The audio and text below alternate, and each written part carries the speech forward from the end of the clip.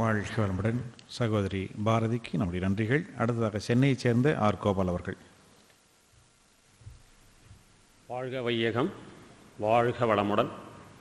குரு வாழ்க, குருவே துணை. அனைத்து பேராசிரியர்களுக்கும் அனைத்து அருள்நிதியர்களுக்கும் என்னுடைய அன்பான வணக்கங்கள். நான் ஏற்கனவே ஆசிரியர் பயிற்சி எடுத்தவன் 2002. அப்போது எடுக்கும்போது சரியாக என்னுடைய பயிற்சிகளை பதிவு செய்யாத காரணத்தினால் இன்னொரு முறை நம் நண்பர்களுடன் போய் வரலாம் என்று நம்முடைய மகரிஷி சொன்னபடி அந்த நட்பு நலத்தை பாராட்டி அவர்களுடன் 10 பேர் என்னுடன் வந்திருக்கிறாங்க. ஜவஹர் நகர் மன்றம், சென்னை 82லிருந்து. மீண்டும் ஒரு முறை அந்த பயிற்சிகளை எல்லாம் நன்றாக கற்றுக்கொண்டு மேலும் சர்வீஸ் செய்யலாம் அப்படின்ற ஒரு நல்ல நோக்கத்தோடு தான் வந்தேன். ஏற்கனவே 2002 எடுத்து 2 வருடம் எங்களுடைய மன்றத்தில் தொடர்ந்து 5 மணி 5:30 மணியில் நான் ஆஜராகி என்னால் முடிந்தவரை, இதெல்லாம் ஏன் சொல்கிறேன்னா, நீங்களும் இது மாதிரி சர்வீஸ் செய்து நீங்களும் ஒரு 10 பேர் அழிச்சின்னு வரும்போது நம்முடைய மகரிஷியின் கனவு வெகு விரைவில் உலக அமைதிக்கு போய் சென்று நிச்சயம் அவர் இருக்கும்போதே நம்ம அந்த உலக அமைதியை காண வேண்டும் என்ற ஆவலில் சொல்லுகிறேன். அதாவது மிகைப்படுத்தி நான் ரொம்ப சர்வீஸ் பண்ணுறதா பெருமையாக சொல்கிறதா நினைக்க வேண்டாம். என்ன மாதிரி நீங்களும் சர்வீஸ் பண்ணுங்க அப்படின்றதுக்கு டைம். அதாவது ஒரு நாளைக்கு 24 மணி நேரம் இருக்குது. 5 மணி நேரம் தூங்கினா போதும். சும்மா 8 மணி நேரம் 12 மணி நேரம் தூங்க வேண்டியதில்லை. கடமையை ஒரு 12 மணி நேரம் செஞ்சால் போதும். 8 மணி நேரம்ன்றது என்னால் தான் இந்த குடும்பம் நடக்கணும் அப்படின்ற இருக்கிறவர்கள் 12 மணி நேரம் கூட செய்யலாம். மற்ற நேரம் சர்வீஸ். அதாவது அப்படி தான் நான் வகுத்து கொண்டு செய்திருக்கிறேன். என்னுடைய சர்வீஸை பார்த்து ஜவஹர் நகர் மன்றத்தில் நீங்கள் நல்லா சர்வீஸ் பண்ணுறீங்க, துணை பொறுப்பாசிரியராக இருங்கன்று எங்களது அறங்காவலர் குட்டாலிங்கம் அவர்கள் ஊக்கம் கொடுத்து எனக்கு துணை வாழ்க வளமுடன் துணை பொறுப்பாசிரியராக பயிற்சி கொடுத்தார். இந்த பொறுப்பு கொடுத்த உடனே இன்னும் அதிகமாக எனக்கு மன்றத்தில் இன்னும் நல்லா வேலை செய்யணும் அப்படின்னு சொல்லிட்டு நல்லா சர்வீஸ் பண்ணேன். அதனுடைய பலன் தலைமை மன்றத்திலிருந்து போலீஸ் துறைக்கு இந்த மாதிரி இப்போ சர்வீஸ் பண்ணணும், காலையில் தீட்சை கொடுக்கணும், இதெல்லாம் நீங்கள் யார் வர்றது உங்கள் மன்றத்திலேருந்து எல்லாரும் கொஞ்சம் கொஞ்சமாக ஒதுங்கினாங்க. சரி நம்ம தான் போய் பார்ப்போமே சரின்னு சொல்லிட்டு 90 நாள் அந்த பயிற்சியில் நான் கலந்து கொண்டிருக்கிறேன். அதுவும் போலீஸ் துறையை சேர்ந்தவர்கள் எந்த அளவுக்கு மென்மையாக இருப்பார்கள் என்று எல்லாருக்கும் தெரியும். அவர்களிடம் நம்ம எப்படி ஆனால் அவங்கக்கிட்ட நடந்துக்கிட்டோம்னா நம்ம மன்றத்துக்கு வர்றவங்ககிட்ட தன்மையாக நடந்துக்கும். நம்ம சினம் கொள்ளாமல் அவங்கக்கிட்ட அருமை. அதாவது ஒரு பயிற்சியை 4 முறை இங்கே இப்போ இந்த 3 நாள் பயிற்சியில் தான் நம்ம அறிவானந்தம் ஐயா அவர்கள் மிக தெளிவாக அந்த தீட்சை முறைகளையும் பயிற்சிகளையும், அதாவது அதுக்கு முன்னே மனதளவில் இருந்தது, இப்போ கருமையத்திலே பதிந்து விட்டது. இப்போ மறக்காது. ஆக்கினைன்னா இவர் ஞாபகம் வந்துடுது எனக்கு. அவ்வளோ அந்த இது பதிவு பண்ணிவிட்டார் எனக்கு. அதே மாதிரி நம்ம தத்துவ வழக்கங்கள்லாம் நம்ம நிறைய, நான் சென்னையில் இருக்கிறதுனால அடிக்கடி நம்முடைய அழகர் ஐயா அவர்கள், பெருமாள் ஐயா அவர்கள், இவர் வேத சுப்பையா அவர்களுடைய தத்துவங்களை நீங்களும் கேட்டிருப்பீர்கள், நானும் கேட்டிருப்பேன். ஆனால் அது தத்துவம் கேட்டு நம்மை உயர்த்தி கொள்ள, ஆனால் இந்த பயிற்சி தீட்சை மற்றவர்களை உயர்த்தி விட, அப்படி வரும்போது என்னால் அந்த 90 நாள் பயிற்சியில் எப்படி சென்றேன் என்று எனக்கே தெரியவில்லை. அந்த ஒரு, அதாவது ஐயா சொன்ன மாதிரி நம்முடைய இந்த ஞானத்தை முதலில் குடும்பத்தில் அப்ளை பண்ணி பாருங்கன்னார் அறிவானந்தம் ஐயா. அதை நான் முதல்ல இந்த 2 வருஷமாக அப்ளை பண்ணி பக்தி மார்க்கத்தில் மிகவும் ஈடுபாடோடு இருந்த என் மனைவி இப்பொழுது பிரம்ம ஞானத்துக்கு வெயிட் பண்ணிட்டு இருக்காங்க. முதல் மகள் 4ஆம் நிலை அகத்தாய்வு முடிக்க இருக்கிறார்கள். அதற்குள் முந்திக்கொண்டு என்னுடைய 2வது மகள் பிரம்மஞானமே முடிச்சு விட்டாள். அவளோட ஒரு முறை வந்து நான் இங்கே ஆழியாரில் இது 7வது முறை வந்திருக்கிறேன். என்னுடைய குறிக்கோள் எப்படின்னா, வருஷத்துக்கு ஒரு முறை மகரிஷியை ஆசீர்வாதம் வாங்கிடணும், அவருடைய பார்வையில் நம்ம படணும், அவருக்கு கிட்ட போகலனாலும் அவருடைய பார்வையில் நம்ம படணும் அப்படின்ற ஒரு கொள்கையை வகுத்துக்கிட்டு இப்போ நண்பர்கள் அழைத்ததன் பேரில் இல்லைங்க நான் அடுத்த முறை பார்க்கலான்னு சொல்லலாம்னு நினச்சேன். இருந்தாலும் போய் அவரை வருஷத்துக்கு ஒரு முறை பார்த்துடணுன்ற ஒரு தவறான நம்பிக்கையை வைத்துக்கொண்டு வந்தது நான். இதெல்லாம் எதுக்கு சொல்கிறேன்னா, நம்ம குடும்பத்தில் இப்போ அவங்க பக்தி மார்க்கத்தில் இருந்தவங்கள சரி வாழ்த்த சொல்கிறாரு, வாழ்த்தி தான் பார்ப்போமே இவங்களால் வர முடியுதான்னு ஒரு சோதனை பண்ணி பார்த்தேன் நான். டெய்லி அதாவது வாழ்த்தி இப்போ அவங்க பிரம்மஞானம் வந்து பக்தி மார்க், அதாவது என்ன சொன்னால் 1 மணி நேரம் அவங்க சத்யநாராயண பூஜை பண்ணுறாங்க. பக்கத்தாத்து மாமி சொன்னான்னு 1 மணி நேரம் சத்யநாராயண பூஜை பண்ணுறதை நீ 20 நிமிஷத்தில் அந்த சாதனையை நீ செய்யலாம் அப்படின்னு சொன்னால், வேணாம் உங்கள் மார்க்கம் வேறு என் மார்க்கம் வேறுன்னு சொன்னவங்க வாழ்த்தி அந்த மாதிரி ஒரு அருமையான தவத்தை நமக்கு ஐயா கொடுத்துருக்கிறார். அதாவது வணங்க வேண்டியவர்கள் யார், வாழ்த்த வேண்டியவர்கள் யார் என்பதை அந்த தவத்தில் அழகாக, அதுக்கு முன்னெல்லாம் அன்னை யாரும் மதிச்சதுக்கு நம்ம, அதாவது அன்னை இருக்கிறாங்க, அந்த அளவுக்கு ஈடுபாடோடு அவங்கள வணங்கணுமான்றது எனக்கு, நான் இங்கே வந்த பிறகு தான் வணங்கினேன். ஆனால் என் அன்னை இல்லை, சின்ன வயதிலே இறந்து விட்டார்கள். அப்படி இருக்கும்போது யார் அம்மான்னு சொன்னாலும் நான் அவங்கள வாழ்த்துறேன்னு வச்சுங்களேன். எங்கள் மாமியாரை வாழ்த்துறேன், யார் பெரியவர்கள், பக்கத்து வீட்டு ஒரு அம்மாவை நான் எடுத்து போய் மனவளக்கலையை சேர்த்துருக்கிறேன், அவங்களே நான் அம்மா வாங்க அவங்கள எடுத்து அந்த மாதிரி அவங்க பெண்களுக்கு இந்த மனவளக்கலை போனான்னு வச்சுங்க, நான் ஒரு 5-6 பேரை தான் சேர்த்துருப்பேன், அந்த அம்மா 10 பேரை சேர்த்துட்டாங்க எங்கள் மனைவி. அந்த மாதிரி இவங்களுக்கு போய் சேருது. இந்த மனவளக்கலையை நம்ம எவ்வளவு ஞானம் பெற்றிருக்கிறோம் என்பதை பார்க்கும்போது நம்ம குடும்பத்தில் இருக்கிற அமைதியை வச்சு தான் இவர் எந்த அளவுக்கு ஞானத்தில் உயர்ந்திருக்கிறாருன்றதை தெரிய வருது. அதே மாதிரி இந்த பயிற்சி தலைமை மன்றத்துக்கு போய் என்ன 90 நாள் அந்த பயிற்சியில் கலந்துக்கிறதுனுடைய விளைவோ என்னவோ 7ஆம் தேதி நான் மீண்டும் துணை பேராசிரியருக்கு செலெக்ஷன் ஆகி வந்திருக்கிறேன், அதுக்கும் வரப்போகிறேன். இந்த மாதிரி இந்த ஞானத்தால் எவ்வளோ உயர்வு கிடைக்குதுன்னு பாருங்கள். அதே நேரத்தில் கிட்டத்தட்ட என்னுடைய கணக்குப்படி ஒரு 500-600 பேருக்கு தீட்சை கொடுத்துருக்கேன் இந்த 2 வருஷத்தில். இப்போ இன்னும் மேலும் சர்வீஸ் பண்ணுறதுக்கு முன்னாடி, நான் கிளம்புறதுக்கு முன்னாடி 9/4/2004 எங்கள் ஊர் கோயிலாண்ட ஒரு தவ மையத்தை ஏற்படுத்தி நம்ம அங்கே அந்த ஏரியாவில் இருக்கிற ஒரு அருள்நிதி அம்மாவோட சேர்ந்து நான் பொறுப்பாசிரியராக ஏற்று அங்கேயும் இப்போது தவ மையம் நடத்திட்டுருக்கேன். டெய்லி 5லேருந்து 6 மணி பக்தி மார்க்கத்தையும் ஆன்மீகத்தையும் இணைச்சி அங்கே நடத்திட்டுருக்கோம். பெண்கள் மிகுந்த கோஆப்ரேஷன் கொடுக்குறாங்க. அதை டெய்லி பொறுப்பாசிரியராக ஏற்று இங்கே துணை பொறுப்பாசிரியர் அங்கே பொறுப்பாசிரியராகவும் இருந்து அங்கே ஒரு 23 பேருக்கு துரியம் வரைக்கும் வந்திருக்குது. அது மாதிரி இதெல்லாம் எதுக்கு சொல்கிறேன்னா, நம்மால் முடிந்ததை எந்த நேரம் கிடைக்குதோ அந்த நேரமெல்லாம் இந்த சர்வீஸ் பண்ணோம்னா நிச்சயம் நம்மளை பார்த்து நம்ம போய் அவங்கள திருத்தறதுக்காக முயற்சி பண்ணல, நம்மளை பார்த்தே அவங்க திருந்தி வந்து இந்த மனவளக்கலையில் உயர்ந்து நம்முடைய மகரிஷியின் கனவான இந்த உலக அமைதியை நிச்சயம் ஒரு நாள் அடையும். அவர் உலக சமுதாய சேவா சங்கத்தை தரும்போது 3 பேரோ 4 பேரோ இருந்தாங்க. இப்போ பார்த்தீங்களா இந்த வளர்ச்சியை பாருங்கள், நமக்கே ஒரு ஆச்சரியத்தை கொடுக்குது. அப்படி இருக்கும்போது உலக அமைதி ஏன் வராது? நிச்சயம் வரும். நட்பு நலத்தோடு நாம் பழகி இந்த மனவளக்கலையை எடுத்துக்கொண்டு சென்றோமானால் நிச்சயம் போய் ரீச் ஆகி இது நிச்சயம் உலக அமைதி நிச்சயம் கிடைக்கும் என்றே எண்ணி அந்த எண்ணத்திற்கு வலுவு கொடுத்து இந்த வாய்ப்பை அளித்த பேராசிரியர்களுக்கு மற்ற அருள்நிதியர்களுக்கும் வாழ்க வளமுடன் என்று கூறி விடைபெறுகிறேன். வாழ்க வளமுடன். நண்பர் கோபால் அவர்களுக்கு நம்முடைய நன்றியை தெரிவித்து மகிழ்கிறோம். அடுத்ததாக நாமெல்லாம் ஆர்வத்தோடு மகரிஷியின் பேச்சை கேட்க வேண்டும் என்று எண்ணிக்கொண்டிருக்கின்றோம். சகோதரி பாரதி அவர்கள் போல பலர் மகரிஷியை பார்க்க வேண்டும், அவருடைய பேச்சை கேட்க வேண்டும் என்று ஆர்வத்தோடு இருக்கின்றோம்.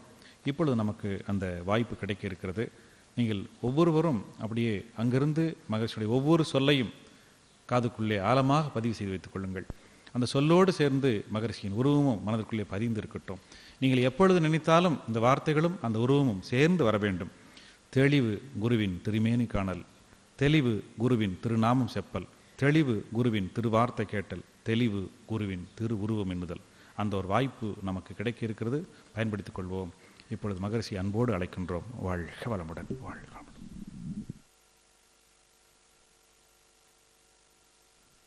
வாழ்க வையகம், வாழ்க வளமுடன். அறிஞர் மக்களே, சிந்தனையாளர்களே, நீங்கள் அனைவரும் இப்பொழுது ஞான உறுப்பை ஏற்றுக்கொண்டு உலகுக்கு அருள் ஒளி வீசுவதற்கு தயாராக இருக்கின்றீர்கள். இந்த காட்சியை காணும்போது, அதனுடைய விளைவுகளை நினைக்கும் போது எல்லையிலா ஆனந்தம் பொங்கி வழிகிறது. அந்த உங்களை வாழ்த்துகிறேன். பெரியவர்கள் என்னை விட பெரியவர்கள் இருந்தால் அவங்களை வணங்குகிறேன். அன்பர்களே, இந்த உலகில் பார்க்கிறோம்,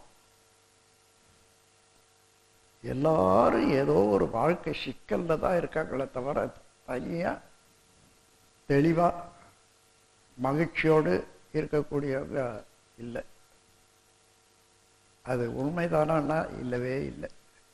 மனதில் தான் அந்த மாதிரி வச்சிருக்க, உண்மையில் சிக்கல் இல்லை. ஏன்னா நீங்க நாம் எங்கிருந்து வந்தோம், இடம் தெரியுமா? எங்கிருந்து வந்தோம் அட்ரஸ் தெரியுமா? தெரியாது. மறுபடியும் ஒரு நாளைக்கு போய் சேர போறோம், அந்த இடமாயிலும் தெரியுமான்னா தெரியாது. இதுக்கு மத்தியில வாழ்ந்து கொண்டு இருக்கிறோம். அந்த வாழ்க்கையில பிறந்தது முதல் கொண்டு முடிவு வரையில ஒவ்வொரு நாளைக்கும் நமக்கு என்னென்ன தேவையோ அதையெல்லாம் இந்த உலக சமுதாயம் எல்லா மக்களும் சேர்ந்து உழைத்து பெற்ற பலன்களை எல்லாம் தினந்தோறும் நாம் எங்கே இருந்தாலும் கொடுத்துக்கிட்டு இருக்காங்க. நீங்கள் வேலை செய்தாலும் செய்ய போனாலும் நல்லா இருந்தாலும் அல்லது நோய்வாய்ப்பட்டு இருந்தாலும் எங்கே இருந்தாலும் நமக்குரிய பங்கு வந்து சேர்ந்துட்டு. இப்போ பாருங்க, இந்த உலகத்துக்கு நானும் கைமாறி செய்து தானே ஆகணும். நம்மாலான உதவி செய்துத்தான் ஆகணும். அந்த உதவி இந்த காலத்துக்கு ஏற்ற உதவி என்னன்னா பெரிய உதவி. இறை உணர்வும் அறநெறியும் எல்லாரும் தெரிந்து கொண்டா வாழ்க்கையிலே சிக்கலே இருக்காது. இறை உணர்வு என்பது உண்மை நிலைகள், அறநெறி என்பது பிறருக்கு தீமை இல்லாத துன்பம் இல்லாத வாழக்கூடிய வாழ்க்கை வழி. இந்த இரண்டு இருந்தால் போதும். இது இல்லையா,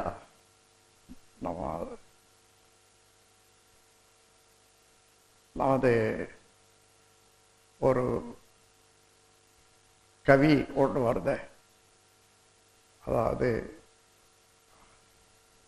ஐந்தொழுக்க பண்பாடு. அதில் என்ன சொல்ற கடைசியில்,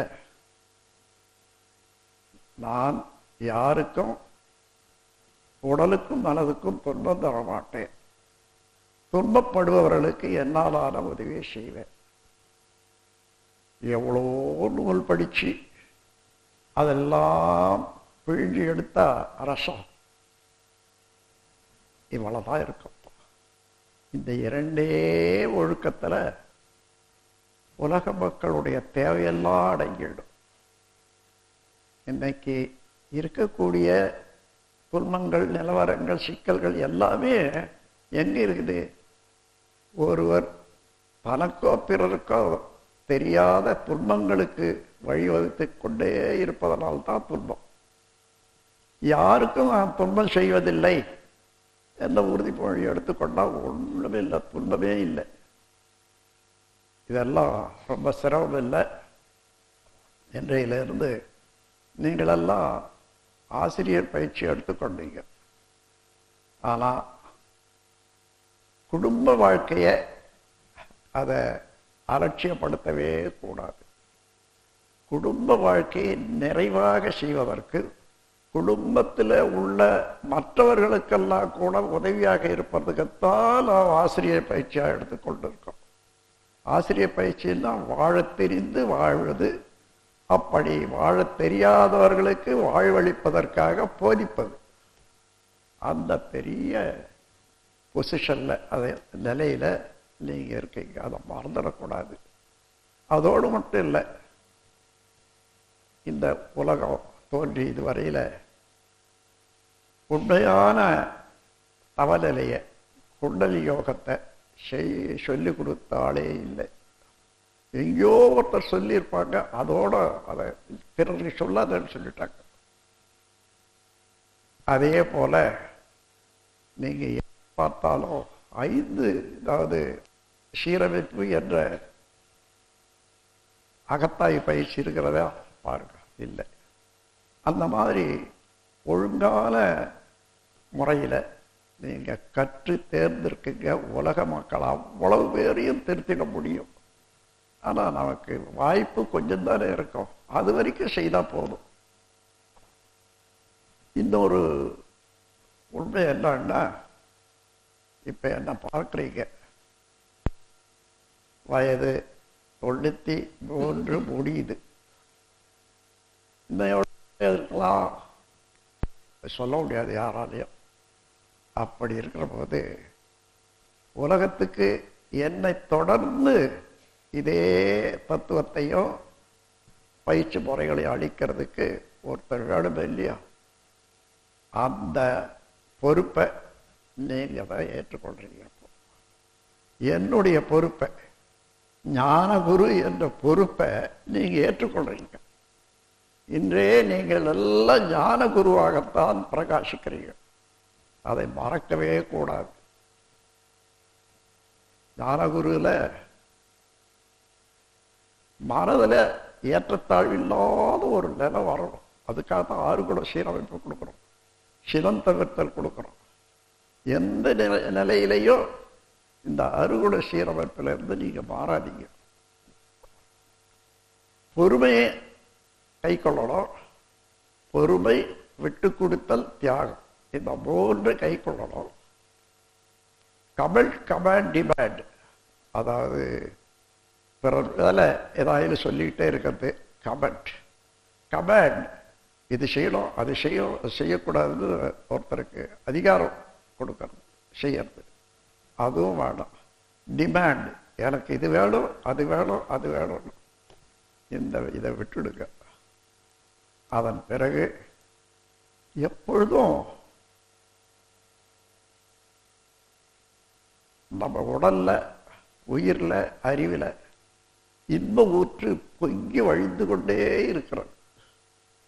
அது எவ்வளவுக்கு எவ்வளவு அதை பயன்படுத்தணும்னு சொன்னா துன்பம் தரத்தக்க செயல்களை தவிர்க்கவே வேண்டும். யாரா இருந்தாலும் சரி. நீங்க வாழ்க வளமுடன்னு சொல்லி பழகியிருக்கீங்க. யாராயிலும் நமக்கு துன்பம் செய்தால் வாழ்க வளமுடன் சொல்லிடுங்க, பல தடவை சொல்லுங்க. அவரை நினைச்சு மறுபடியும் அவர்களே உங்களுக்கு நண்பராக மாறி விடுவார்கள். அந்த முறையில குடும்பத்திலேயே பழகி கொள்ளுங்க.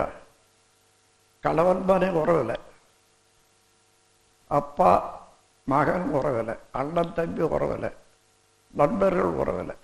இதே நிலையை, மனநிலையை அறுகுல சீரமைப்போடு அவர்களோட தொடர்பு கொள்றதுக்கு பழகி கொள்ளுங்க. பார்க்கிறவங்களுக்கு உங்களை முன்னையும் தெரியும், இப்பவும் பார்க்குறாங்க. இவ்வளவு மாற்றம் எப்படி வந்தது? இந்த மனவளக்கலையில சேர்ந்ததுனால தான் வந்தது. ஏன் அதை நானும் கற்றுக்கொள்ளக்கூடாது? அத்தகைய உண்மையான நாட்டத்தை ஏற்படுத்துவீங்க. ஆகவே அந்த நிலையெல்லாம் நினைவுபடுத்தி எந்த நிமிஷமும் மனம் மாறாத உறுதியோடு இருந்து எப்போ வாய்ப்பு கிடைக்குதோ அந்த வாய்ப்பெல்லாம் பயன்படுத்தி கொண்டு உங்களை போன்று மற்றவர்களும் மெய்யுணர்வு பெற்றவர்களாக மாற வேண்டும் என்ற கருத்தோடு அவர்களுக்கு உதவி செய்து, போதனை செய்து, சாதனையை காட்டி நீங்கள் எல்லோரும் உங்கள் கடமையை, ஆன்மீக கடமையை செய்து உயர வேண்டும், மகிழ வேண்டும், நிறைவு பெற வேண்டும் என்று வாழ்த்தி உங்கள் அனைவருக்கும் எனது சக்தி, இதுவரையிலே தவம் செய்து ஏற்றுக்கொண்ட சக்தி அவ்வளவையும் இன்னைக்கு உங்களாண்டு ஒப்பிக்க வேண்டியதாக இருக்குது. எப்படி அந்த சக்தி அரூபமானது. அப்படியே கையை நீட்டுங்க, மனம் கை மேல இருக்கணும். ஆனால் என் கை மேலே உங்கள் நினைவு இருக்கணும். நான் கையிலிருந்து சக்தியை வீசுறேன். நீங்கள் நூற்றுக்கணக்கான பேருக்கு சக்தியை கொடுத்து கொண்டனை சக்தி எழுப்பினாலும் உங்கள் சக்தி குறையாத நிறைவாக இருக்கணும். நல்ல கவனிங்க, ஒரு கை போதும். வாழ்க வளமுடன்.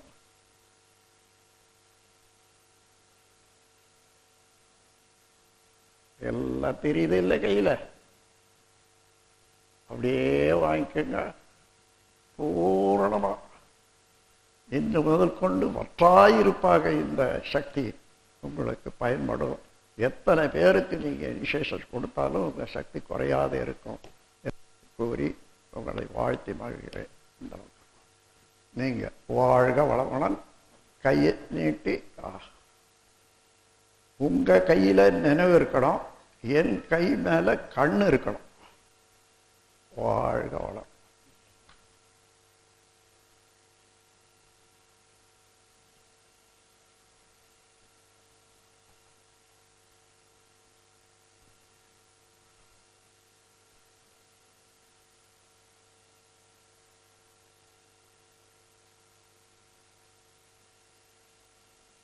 எவ்வளவு தொலைவில் இருந்தாலும் இந்த சக்தி பாயும். வாழ்க வளமுடன்.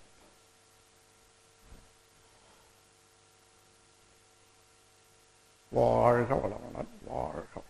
எல்லாம் வல்ல இறை அருளாலே நீங்கள் அனைவரும் இந்த மகாசக்தியை முழுமையாக பெற்று உலகுக்கு தொண்டாற்றி மகிழ வேண்டும் என்று வாழ்த்தி என்னுடைய உரையை நிறைவு செய்கிறேன். வாழ்க வளமுடன்.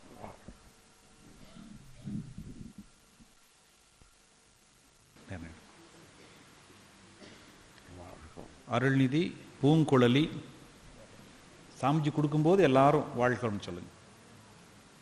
அருள்நிதி பூங்குழலி வாழ்க வளமுடன். இங்கே எல்லாரும் இருக்கிறவங்க நம்ம ஒரே குடும்பம்தான். நீங்கள் சர்டிஃபிகேட் வாங்கினீங்கள இல்லை, அப்படி திரும்பி பார்த்து வாழ்க வளமுடன் உங்கள் வாயினால ஒரு வார்த்தை கொடுங்க, அவ்வளோ பேர் உங்களை வாழ்த்துவாங்க. திருப்பி அவங்கள பார்த்து சொல்லுங்க. அருள்நிதி சித்ரா. அருள்நிதி சித்ரா வாழ்க வளமுடன்.